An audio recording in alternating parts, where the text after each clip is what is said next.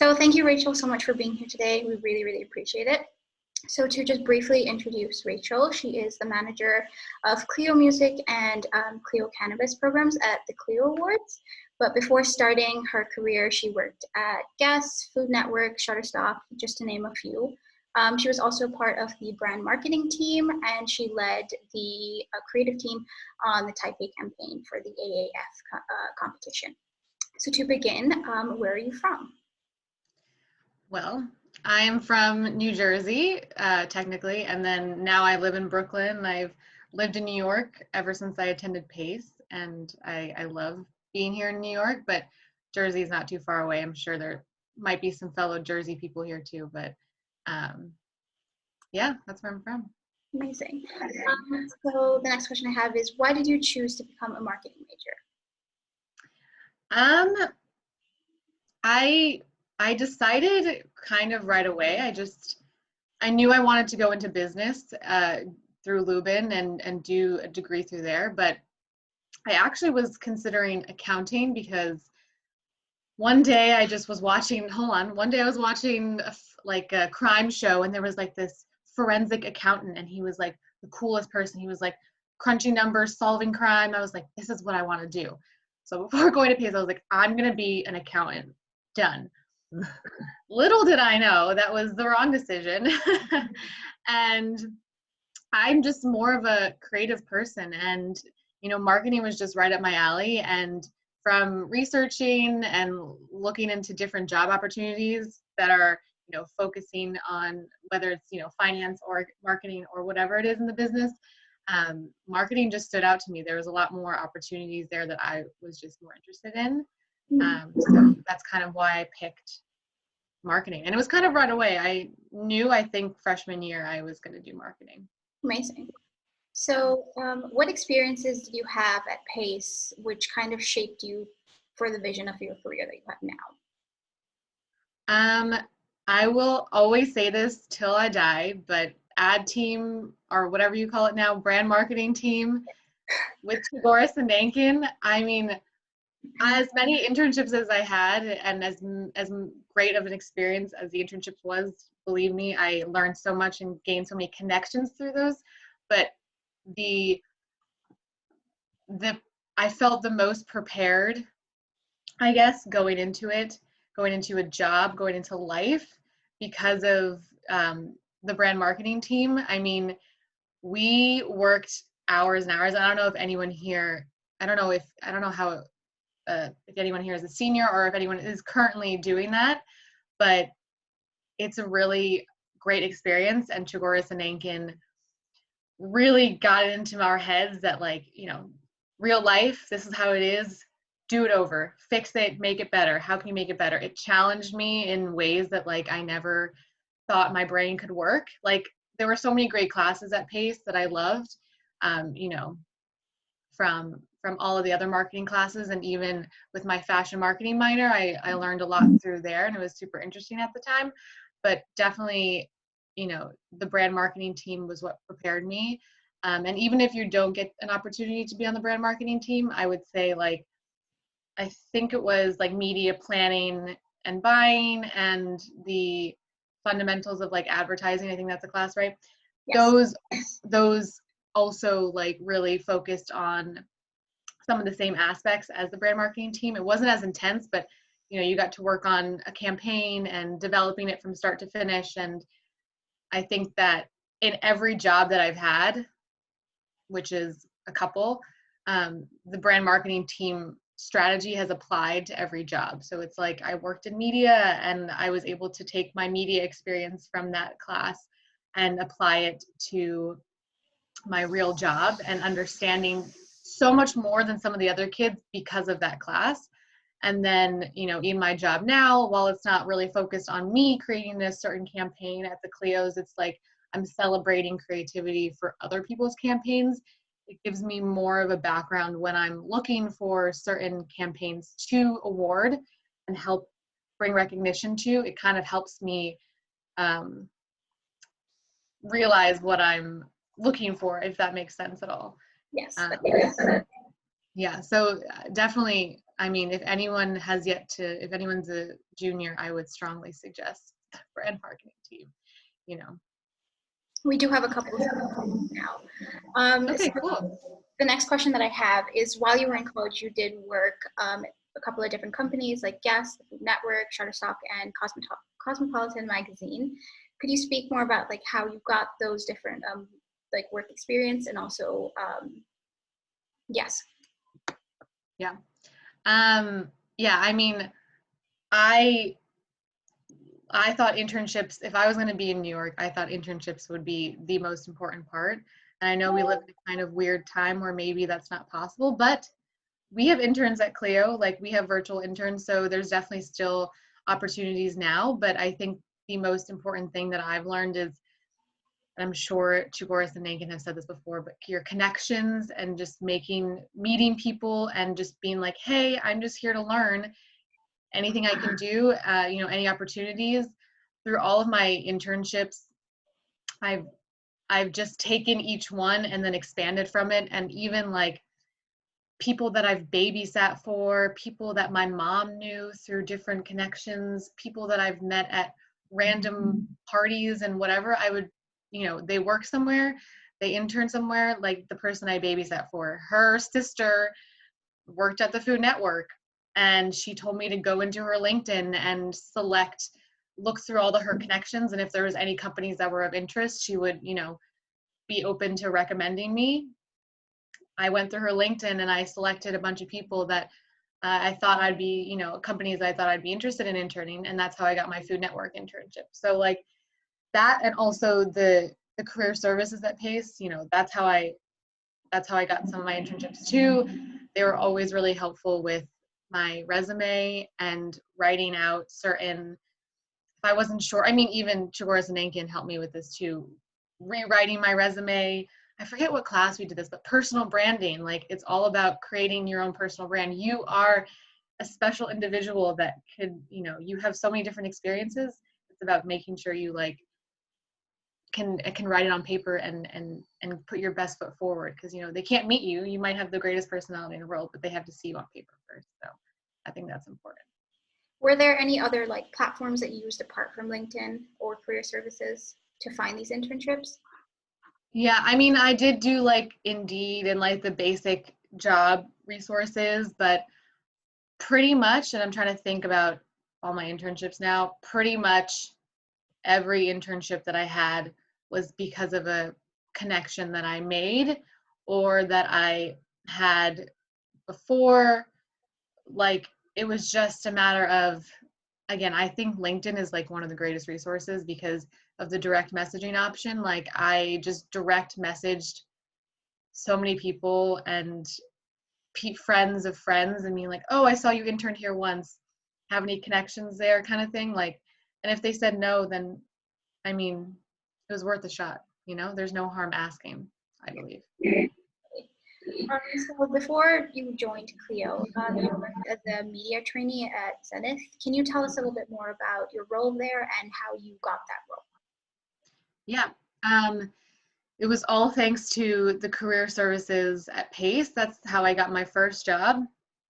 And if anyone, I don't know, I haven't looked into if Publicis is still doing the trainee program, especially given the times and whatever, but I mean, I would highly suggest that if anyone's really interested in media and media planning, the trainee program was an amazing transition from school to real life. You know, it was like a bunch of young, freshly graduated college students coming together, about 25 of us, coming together, working on projects. We were in classes, learning about different aspects of media and buying and planning and strategy. And, you know, a lot of executives were teaching us. So that was kind of a cool aspect of the program. But it just trained us. My program was 120 days, I think. 120 days. But I think they increased it to a little bit longer. And, you know, they taught you a lot. You got to actually do a project at the end and present it to all the executives, and they got to like ask you questions, and you had to like memorize your you know, it's a little nerve-wracking. You have to memorize all your words, and like it was a whole like routine that we had to like step forward and back, similar to how like, you know, the presenters during the brand marketing team kind of had to rehearse their lines and memorize it, and it was a very much of an act and show, and to convince the judges. So this was very similar, and also a great preparation for it, because I knew how to, you know, act a certain way, present myself during this. And this was in a real environment with CEOs and executives of Publicis and Zenith. So it was very much rewarding. And then usually if you did pretty well during that, you would then be asked to be hired full time. And most people, you know, unless you decided to drop out, most people got hired, and that's kind of the path. But yeah, career services helped me get that job. I forget the guy's name, but he was really great, older guy at Pace. He was really awesome, and he helped me get that job. So That's amazing. We do love career services. yeah, So moving on to, how did you get your job currently at Clio? Again, connections. Thank you, Dr. C, for that. I was working at Zenith, and I kind of hinted to Dr. Trigoris here and there, you know, we always stayed in touch. I was like, I like media. I learned so much here, but I'm not enjoying it. And, you know, you realize things through trial and error. Like, you know, that's why during my internships too, I tried to like try different areas. So like at Food Network, I was the PR intern. At Cosmo, I was like marketing and sales, you know, so I tried to like find out what I liked. I realized I did not like PR, and that was like not for me. And I realized that media buying and planning was super, super great learning experience, but also not 100% for me. So Chigoris knew that, and, you know, he always keeps, you know, students in the back of his mind when opportunities come up, and I was just one of the students he kept in mind, and he asked me if I was interested, and I was like, yes. So we then kind of made those connections, and I was able to actually, before starting, the Clio team let me come to the Clio Awards, like the actual award show, to just volunteer, because that's also a great opportunity. You know, once awards and events come back and people are able to go, you know, reach out, because we always need volunteers for the show and to help give out trophies for people to take photos with, or just guiding people on where to sit and how to get there. It's a really fun opportunity. So that's just a little side note. But yeah, I got to go to the show and kind of see if I even liked it. And I was like, this is absolutely amazing. I mean, it's an award show celebrating really, really creative top work from agencies and brands and all over. So yeah, and then I was like, yeah, I'm interested. And then I kind of got brought on, and I've been there for like maybe 2 years now almost, which is pretty crazy, but. No, that's wonderful. So you work with Clio Music and Clio Cannabis. So what is like your day-to-day working on those two different platforms? Yeah. So I work on 2 different programs, and I don't know if anyone here knows about the Clios and what they do, but the Clios basically have been around for a little bit over 60 years now. Last year was our 60th anniversary. And if anyone has watched Mad Men, which I'm sure you have, Don Draper won a Clio in Mad Men, and it's, you know, that's what I tell people. I'm like, this is a pop culture reference. But Clio is here to celebrate creativity and great work, and from lots of different spectrums. So I work on music and cannabis, and then there's also Clio Sports and Clio Entertainment. So that's like movies and trailers. Clio Fashion Beauty, which is a whole other section. Clio Health, which is a massive industry. Like, you know, as you can imagine, the health industry is crazy, massive. And then there's the regular main Clios, which is the main program. These are little subset programs below it. And, you know, they just kind of brought me into music at first, and me and my boss have been working on music my whole time. And then, as you can imagine, I mean, New Jersey just got legalized for marijuana yesterday, which was pretty cool. And then, you know, the cannabis industry is really growing, and especially marketing and advertising world, like it's huge. It's a really, really massive industry. And if you look it up, there's really no award shows or any place that celebrates or awards people in cannabis for their creative work and their advertising. So Clio's kind of been a step ahead, and we're going to have our second show coming up in December, which is pretty exciting. Virtual show, obviously. And yeah, it's I would say music has been around for a while, so it's definitely a cool experience to be a part of music, but to see cannabis specifically, it's a completely new industry, and people are just so grateful to be getting celebrated. So it's a different perspective. I think I answered your question. Did I answer your question? Yes, you did. So what is it been on a tangent? No, you're absolutely fine. So what has it been like working from home during this pandemic? It's weird. I am very much of like, I love being with people. I love meeting and going into my boss's office, and the president at Clio has a little dog, so I used to like go into her office and like unwind for 2 minutes with her dog and like just play with him, and being with people and like just talking, and it's weird. I mean, it's weird to be doing everything virtually, but it's the reality. It's going to keep us safe, and I think that I'm lucky because a lot of my roommates also work from home, so I kind of have some company and some people around me. But I miss, you know, the old ways and going to the office. The only benefit is I can kind of do stuff like this, you know, like it feels like I have a little bit of extra time to like do other things too. And it's kind of made me reevaluate a lot of things and decide to do other things that I probably wouldn't have done. Like I'm actually back in school. I'm actually, side note, I'm in culinary school right now because I'm following another passion of mine.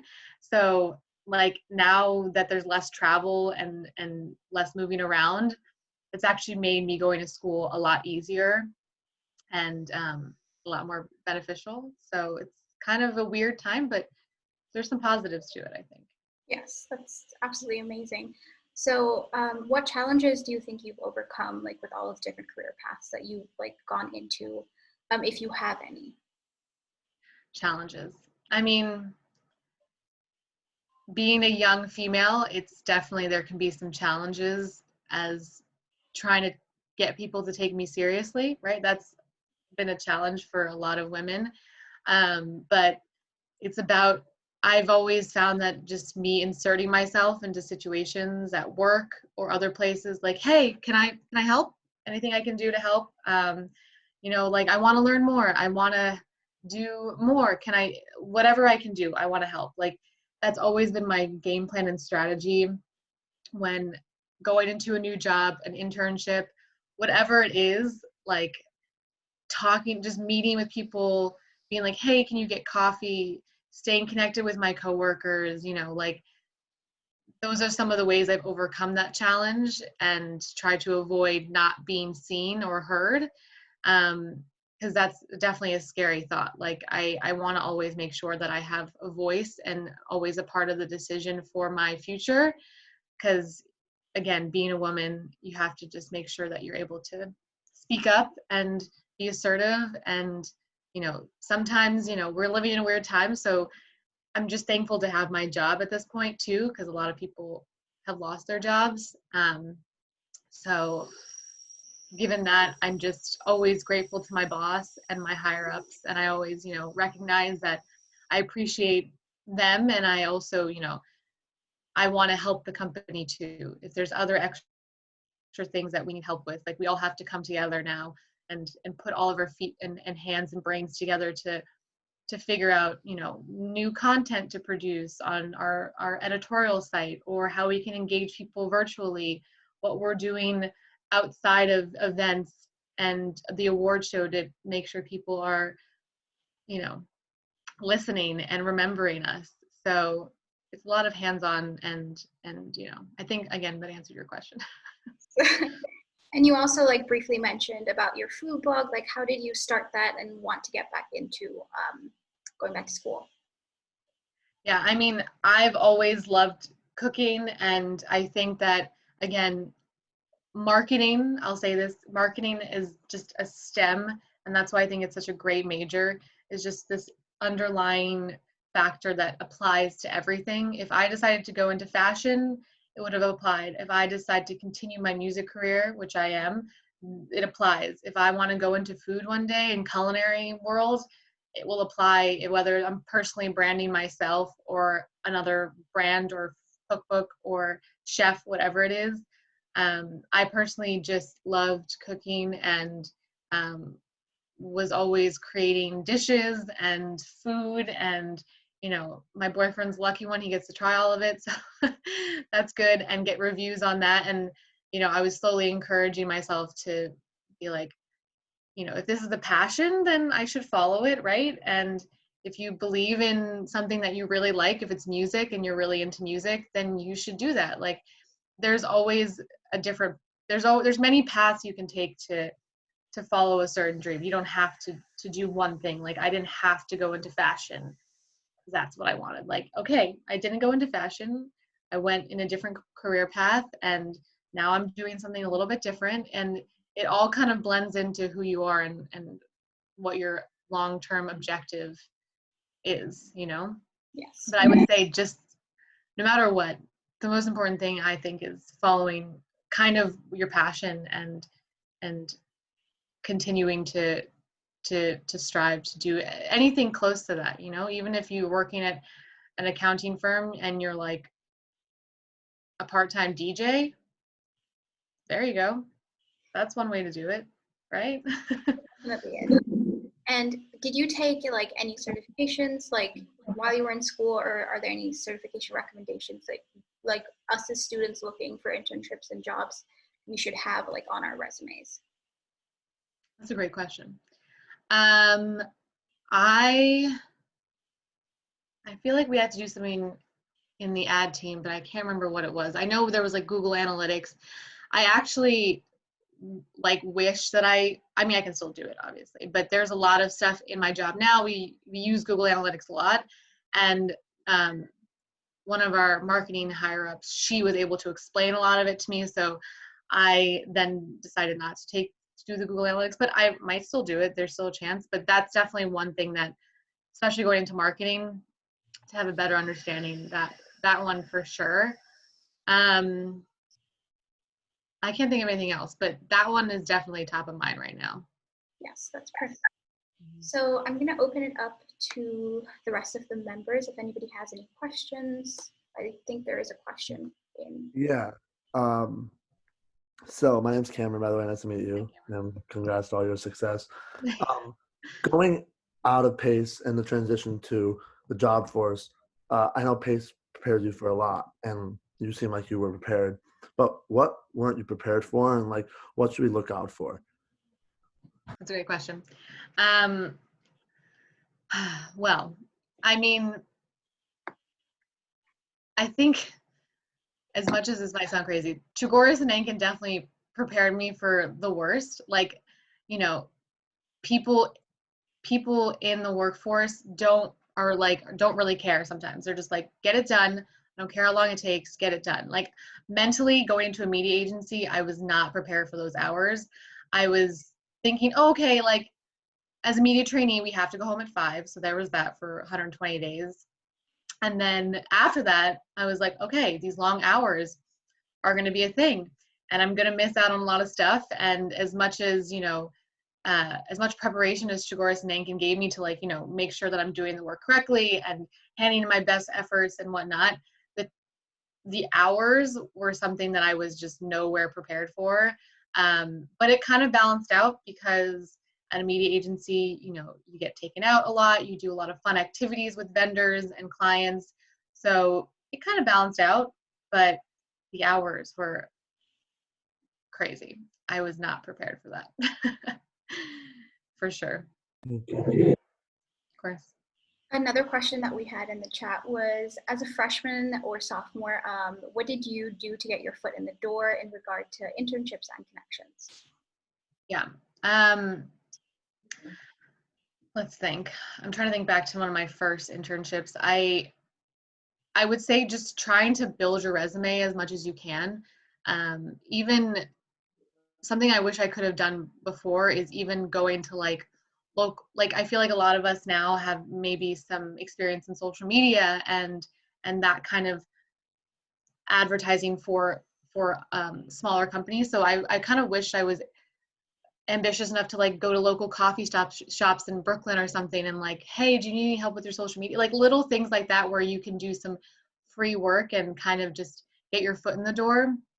I'm pretty sure I got my first internship from just mass applying to like Indeed and LinkedIn stuff. And it was like at some weird management like this small management company and brand management company.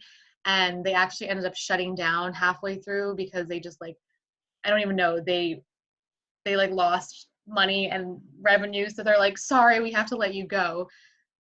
But they actually found me another internship, which was really great. And it was at a place called Brooklyn Bowl. It's like a bowling venue, music venue, which was like really cool because I was like, okay, this is actually much better opportunity than what I first got, right? So I definitely feel like, wait, can you repeat the question again? Because I feel like I'm not answering it fully. Of course. So it was, what did you do to get your foot in the door in regard to internships and connections? Right. Yeah. Again, literally LinkedIn message might be the weirdest and craziest thing, but if you know someone already and you're like, hey, I saw you're connected with this person on LinkedIn, they work at this company, and you look to see if there's job opportunities there or internship opportunities there, and you know for a fact that exists, you act a little clueless. You're like, hey, I saw that you're connected with this person and I would love to be connected. I saw that they have this really great program, internship program. I saw that they, are possibly looking for internships. Any connections you can make there? Like literally just, especially over computer now, reaching out, messaging people. And, I would love to also offer myself as a resource. I can be your connection. You can connect to me on LinkedIn if there's anyone there that, you see. I'm happy to try, whether they're still there or not because of COVID, who knows. But of course, like, everyone counts. Every one of your classmates counts too. You know what I mean? Like if they have a connection already, there's literally, you guys are there to support each other too. You guys should, if there's any connections, small or large. Clio also is looking for interns for the spring, I think. So anyone's interested. Yes. Does anybody have any other questions? Yeah, I know we didn't bring this up, but like salary, negotiating salary, and just on that range of, did you notice a difference from switching from the agency side to what you're on now? And just if you can bring up a little bit about that, just for some insight on like what we should expect and what like going into those sides. Yeah. Yeah. Salary is always a tricky one. I feel like, maybe with internships, I got lucky. I think 2 out of like whatever the 5 that I had paid me. But with internships, I would say first to start off, I didn't expect to get paid. And then when I did, it was phenomenal. And it was like the best summer ever because I was like rolling in money. Not really, but you know what I mean? Like I was just, any money was like great. I didn't have to ask my mom for any money. But then, with the job, the trainee program that I came into was already kind of a set salary, was what it was, and kind of rolling into like your full-time job there too, specifically. And I'm pretty sure most media agencies work like this, but it seems to be a very consistent salary range. When it comes to negotiating, as I kind of moved up, and I moved up once before I left, I was able to like slightly negotiate. And whether it was something that they could offer me with money or, with transit or something smaller, anything as like a young student, or a young adult counted, right? And then moving on to my next jump to Clio, you know, it's they're still a smaller company, and in my eyes, as much as money is important and salary is important, you should be paid for what you're working on. You know, if the environment is really good, that kind of sometimes helped. If you weren't paid as much, I would say the average like marketing person might not be paid, you know, as a young person, as a young professional, might not be paid as much as you thought and desired, right? It's those higher up titles that get paid a little bit more. But it's all about proving to them that you can do better, and showing them, you know, it's a little weird now because of COVID too. You know, I was supposed to get paid more, but life happens. You know, what are you going to do? I'm thankful to just have my job and have some sort of money to come in, right? So if COVID didn't happen, probably would have gotten a raise, and you negotiate that and you talk to them based off, you know, now I work on 2 programs instead of 1 program, right? I work on music and cannabis. That there alone, major, you know, you have to mention that I work on 2 programs now. You know, it's all about standing up for yourself too, but in a nice way. You don't have to be aggressive about it. Again, there's no harm asking. I would say every boss is a little different too. My bosses are very great to talk to. Like, I feel like I can bring up anything, any problem, any issue. And even if there's not your direct boss, if someone in the company you feel really comfortable talking to, I would suggest making that connection, building a relationship with them. And then, you know, if you feel comfortable enough, hey, how do I approach a situation with this person? You know, like, how do I go about? They would be the best person to maybe speak to how to talk to someone that might not be as easygoing as they are. Does anybody have any other questions? Actually, I want to play off that question we just heard, because I think students might like to hear this. Rachel, without you know, mentioning dollars, absolute dollars, that from your first position, and I think you said you had 1 raise at the media. Yeah. Okay, 1 increase or promotion, whichever it was. What was the percentage difference between the 2? In other words, X times what? Was it 10% more? Was it 50% more? What would you say it was? 25? What was it? I think it was a 15-20% increase when I went to my, and again, you don't have to tell your new job what you made before. They don't know, they don't need to know anything. I don't think it's legal for them Don't to know. they ask sometimes though? They'll ask, right? And if they do, then you say, you know, you don't feel comfortable mentioning what it is. You know, they literally can't get that from you. Between just in the same job that you had, the first job, yeah, in the training program, I think, and then you moved to a position, there was or maybe it was the training program, you went into a position and then you went to the next stage. So not moving to another company. I see. What was the percentage difference? That was lower. That was much lower. I mean, from people in my company, in my trainee class that also was moving up, we were all kind of like on different levels. Some people were doing strat, some people were doing media buying. I actually didn't love media buying, so there was an opportunity for me to go to the content and partnerships section at Zenith, at the media agency, which basically means that they're there to focus on, while everyone is buying media and plugging, playing, whatever, some people are doing strategy for where to do that, right? And then the content and partnership people are there to hold those relationships with with Chase, because that's one of the companies I work with, or Kohl's, or Cody, these different brands. And like, okay, here's some actual video content. So that's where I switched to, just so you know. The trainee program, hourly wage, you had to leave at a certain time, you had to be there at a certain time, no overtime.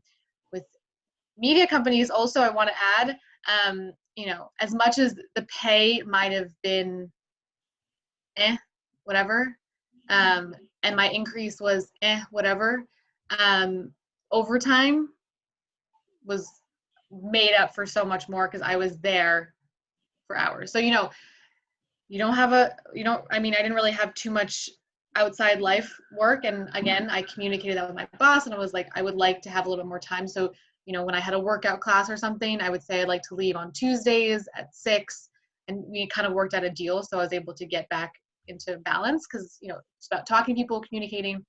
But yes, the overtime pay, I would say, really helped make it kind of worth it at times, if that makes Right, sense. so you made more. So I made more. and when you moved from Zenith to, what was the next place? Clio? Was it from Clio, Zenith? yeah. Mhm. To Clio? What you said, that's about a 20%. That was about a 20%? Yeah, and I didn't tell them what I made Right. before. No, There of was no course. need to do that. They just offered me, and I asked for a little bit more, and then we kind of negotiated in the middle.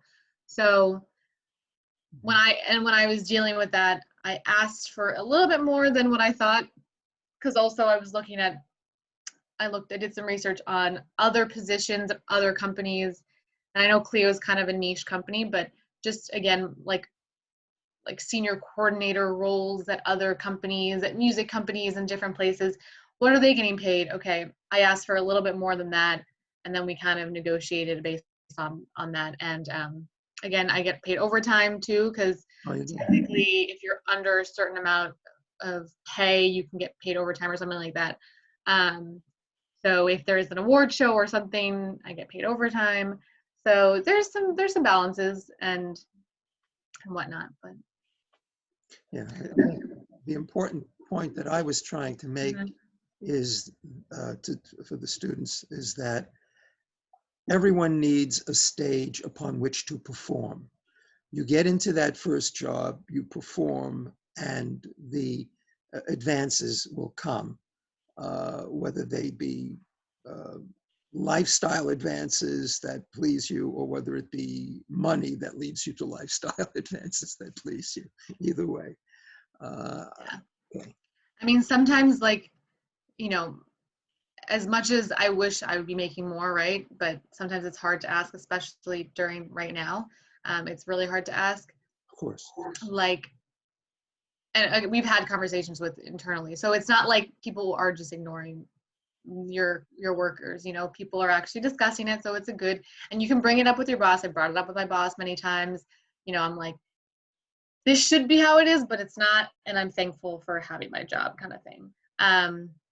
But just them knowing, maybe I leave them in a year or so, 2 years, whatever, but I keep those connections, and who knows where people move on to, who knows what opportunities could come about. They know I'm a hard worker. They know I'm a good employee, and that could lead me to a 6-figure job one day. You never know what could happen. So it's all about showing that you're a good employee and that you're there to work, but you're not there to overwork, because you physically can't.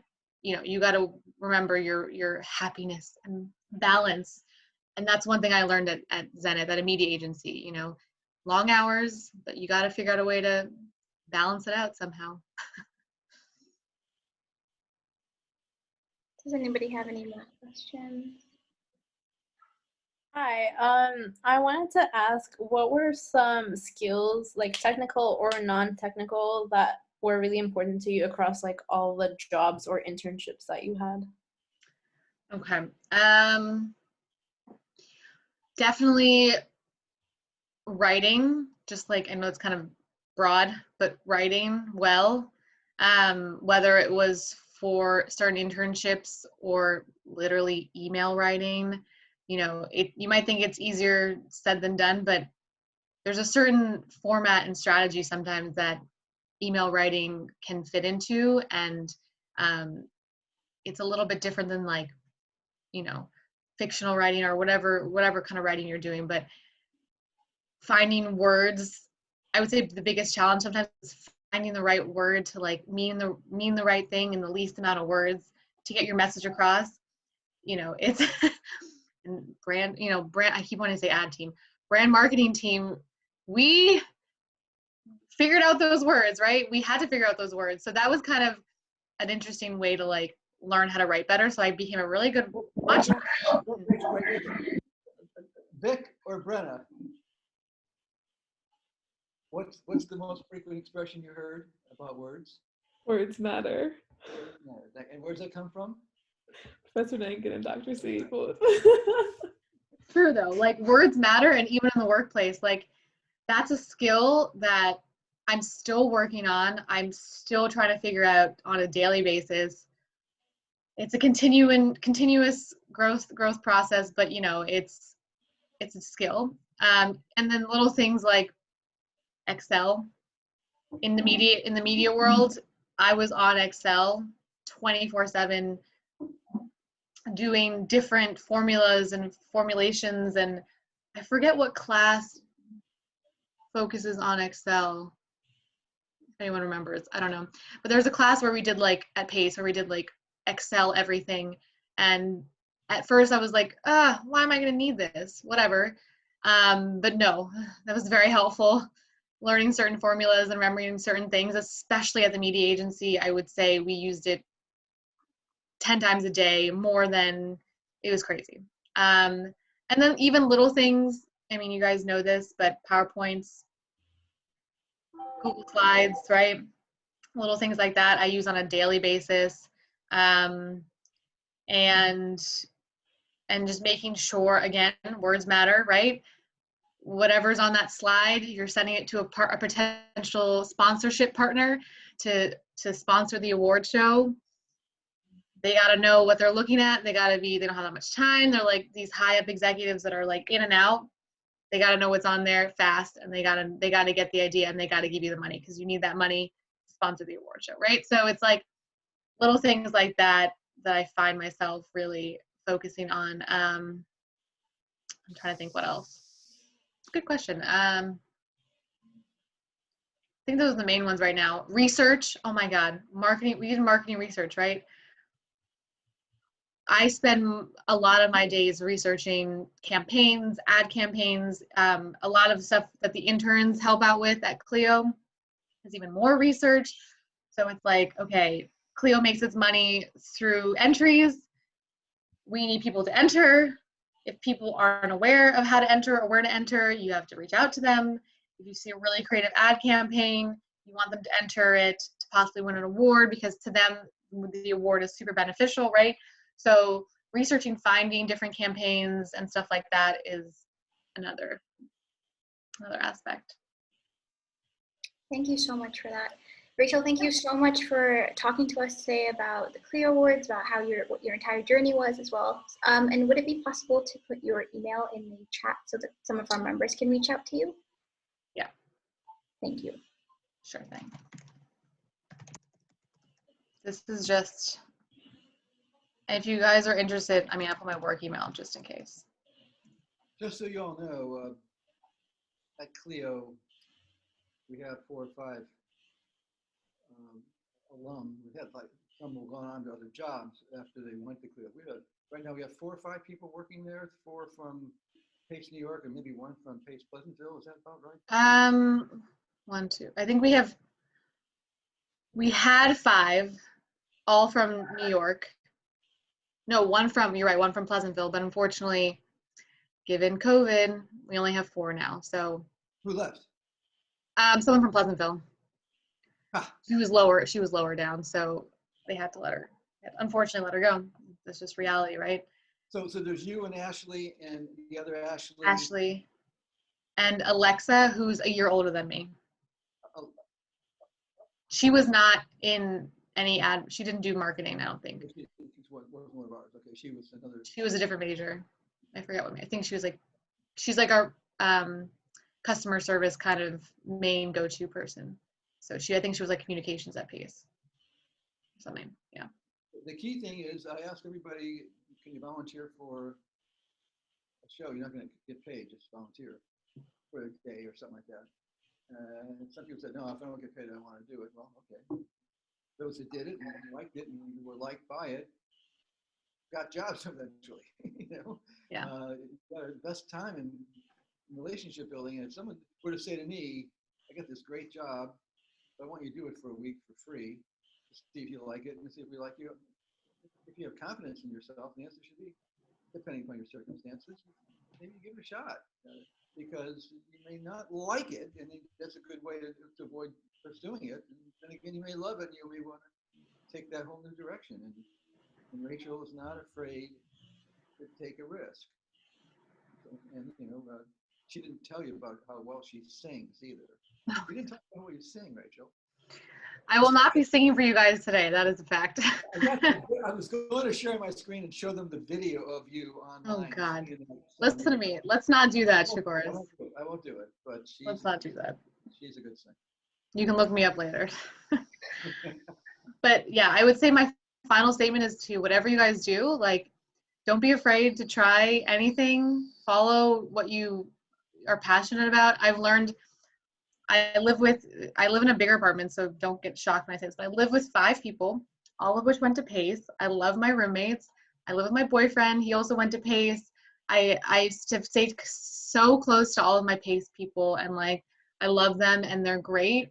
Number one. Number two, all of them are semi sort of following their passion in one way, working their way towards a certain goal in the industry, whether it's with the food industry.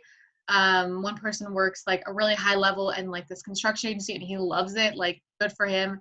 My boyfriend he studied economics at PACE. He's working at an economics firm, and like, now he like was struggling at first, didn't love his job, and now he like loves his job. So like, be patient. Like, your jobs will come. And I love working at the Clios, but my passion's food, So how will I make that work? They actually have a Clio culinary program that they're trying to develop soon. And I've told my boss 100 times, I was like, in due time, maybe I'll help be the director of Clio culinary, like, who knows how the world will shift in whatever ways, but just whatever opportunities you get, do it, to either say, I don't like it or I love it, and kind of work your way through the list. Never decline an opportunity unless it's like in accounting, then maybe. Debits and credits. I got to go to my next class. Thank you, Rachel. I love you. Thanks a lot. Hi, Dr. C. Thank you so much. Thank you, Rachel. Thank you, guys. I really appreciate it. And good luck to everyone. And yeah, reach out. Bye, guys. Thanks again, Rachel. Thank you so much. Thank you. Reach out if you need anything.